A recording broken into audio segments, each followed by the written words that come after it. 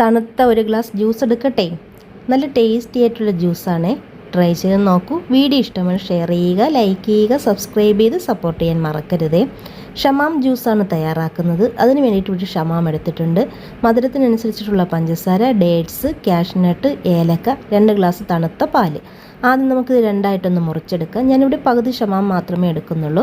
നല്ല പഴുത്ത ഷമാം എടുക്കുകയാണെങ്കിൽ നമ്മുടെ ജ്യൂസിന് നല്ല ടേസ്റ്റ് ആയിരിക്കും. ആദ്യം നമുക്കിതിൻ്റെ സീഡെല്ലാം ഇതുപോലെ ഒരു സ്പൂൺ കൊണ്ടൊന്ന് എടുത്ത് മാറ്റാം. എന്നിട്ട് ഇതിൻ്റെ തൊലിയൊക്കെ മാറ്റിയതിന് ശേഷം ചെറിയ പീസുകളായിട്ട് കട്ട് ചെയ്ത് എടുക്കാം. ഞാൻ ഇതുപോലെ ഒരു സ്പൂൺ കൊണ്ടാണ് എടുക്കുന്നത്.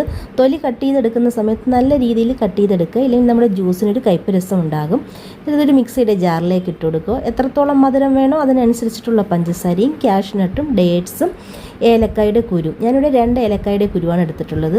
ഏലക്ക എന്തായാലും ചേർത്ത് കൊടുക്കുക, എങ്കിലാണ് നല്ലൊരു ഫ്ലേവർ ഈ ജ്യൂസിന് കിട്ടുന്നത്. ഇല്ലെങ്കിൽ പ്രത്യേകിച്ചൊരു ഫ്ലേവറൊന്നും കാണത്തില്ല.